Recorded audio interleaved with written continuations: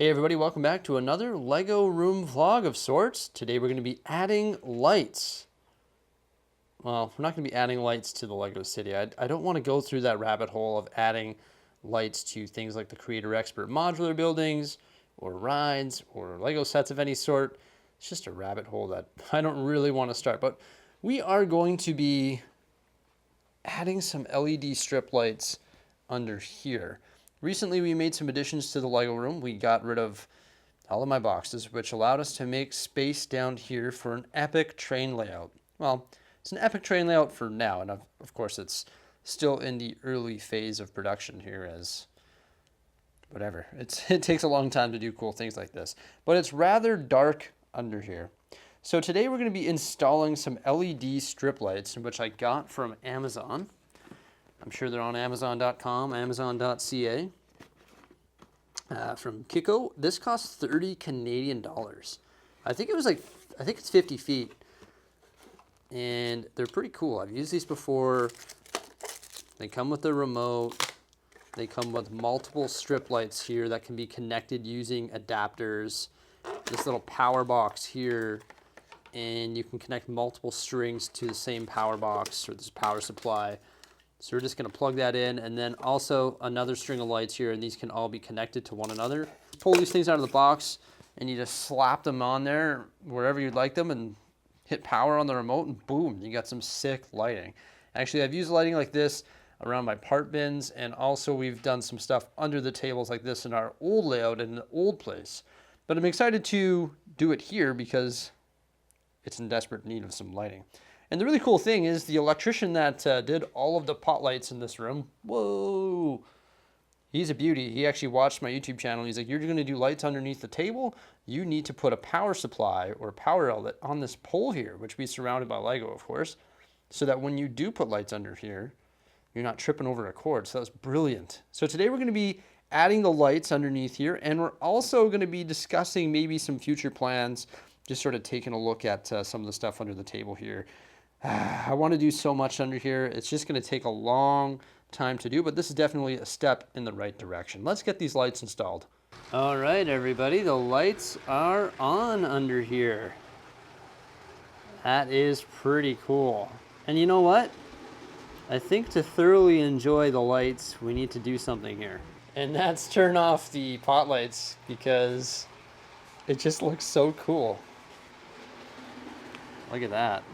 I can't believe it. I was just telling Jose, like in this day and age, that you can get, I think it was 50 feet of LED strip lighting with the remote and stuff like that for 30 bucks on Amazon. It's crazy.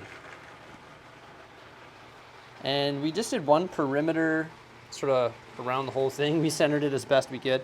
Halfway through, I was like, oh, we should have grabbed the level and marked off 2 places and drawn a line with pencil so we could just follow a line, but doesn't really matter when you're looking down at it like this. It looks perfectly fine.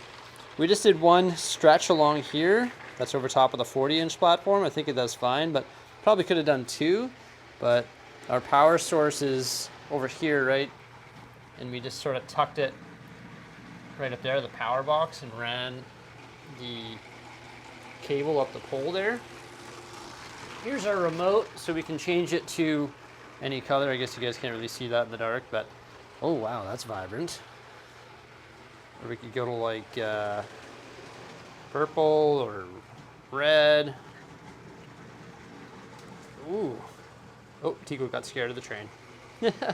So we could do any sort of color that we want with this thing. It also like strobe, it flashes, it does all sorts of stuff, right? Like it's for the people that want to set the tone, I guess, for their party, right? Us, we're having a party in our Lego room. Pretty sweet though. For the most part, we'll probably just use white. But when we do the lighting underneath the ocean there, we're gonna do the blue like that there because that's pretty sweet. For the ocean, that is. That's another thing that we're gonna do eventually is we're gonna run the lights probably all the way through, all the way down there from our one power source. So eventually we'll connect them all the way through so that they can go all the way over there to the underwater area. And it's one big connected source. And then we'll be able to do a whole bunch of different scenes and stuff over there. But like I discussed in the video earlier, there's a lot of resources that has to go into this, so it's a process that'll take time. I was thinking to myself, we put all these train crossovers right here in the center. One day I'd like to landscape this entire thing and have that like cliff edge even. So like if we use MERPs and burps in there and created cliff edge rather than having those ugly train stilts, if that was all done with landscaping. And I'd like to landscape this entire thing and base plate the entire thing as well. I was thinking to myself the other day, what we could do is we could actually base plate this thing right away, but we would have to use these. What do you guys think? Let me know in the comment section. Should we base plate the entire train yard using these, or does the white melamine look better than that? I don't know. Somebody was saying I should build a mine under here. We could definitely do that. As discussed earlier or in a previous video, we still got our waterfall. I haven't made any progress down here other than the lights, but we've got our waterfall, we've got our castle, our Mario stuff. Wow, that's really nice and lit up over here. The further away you get away from the light over there, the better the lights look.